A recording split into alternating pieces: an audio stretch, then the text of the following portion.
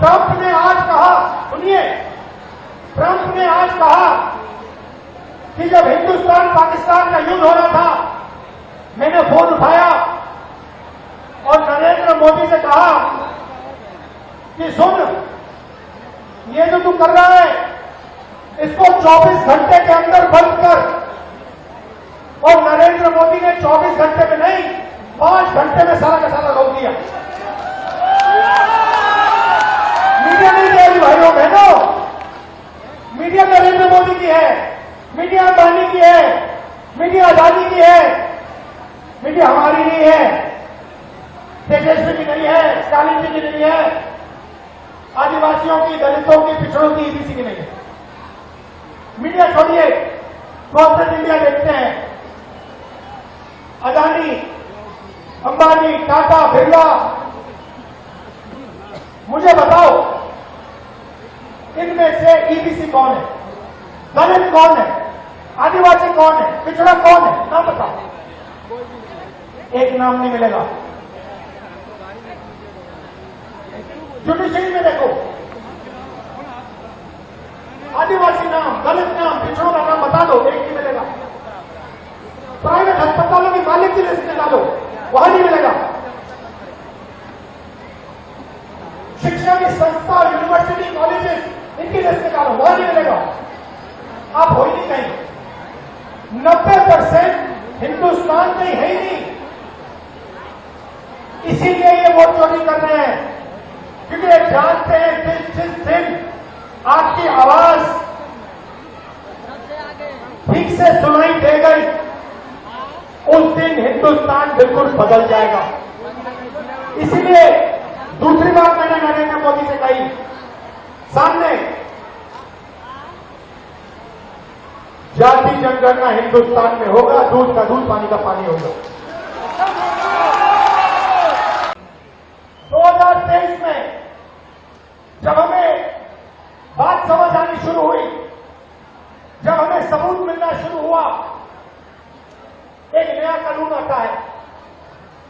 लोकसभा में, राज्यसभा में चुप्पे चुप्पे एक नया कानून आता है, पास हो जाता है, किसी को नहीं पता, दिन में पास किया जाता है। पता है क्या कानून था? कानून था कि कुछ भी हो जाए, इलेक्शन कमिश्नर कुछ भी कर दे, उनके खिलाफ कानूनी कार्रवाई नहीं की जा सकती। अब आप मुझे बताओ, ऐसे कानून की क्या जरूरत? अगर ईमानदारी से इलेक्शन कमिश्नर काम करना है तो ऐसे कानून की क्या जरूरत?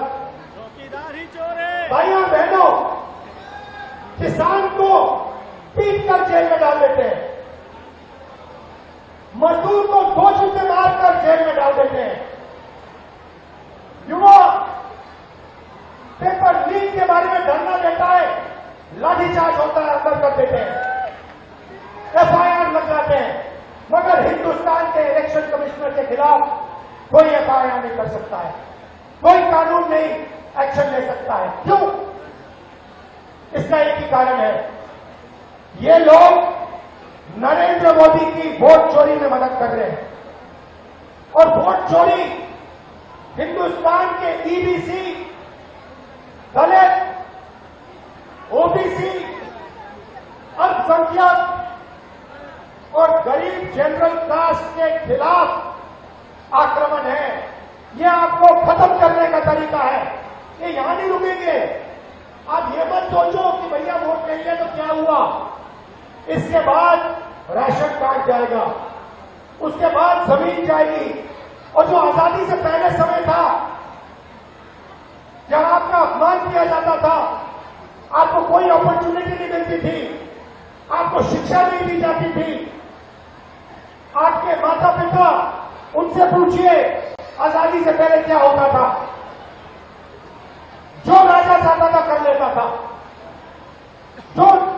जो भी मन में आता था वो कर लेता था, जमीन अच्छी लगी जमीन ले लेता था।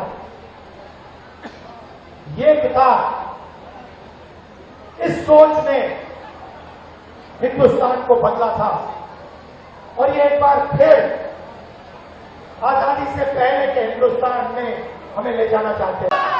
भाई और बहनों, मैं आपको गारंटी देके कह रहा हूं और अच्छी तरह सुनिए, नरेंद्र मोदी वोट चोरी करके चुनाव जीतता है।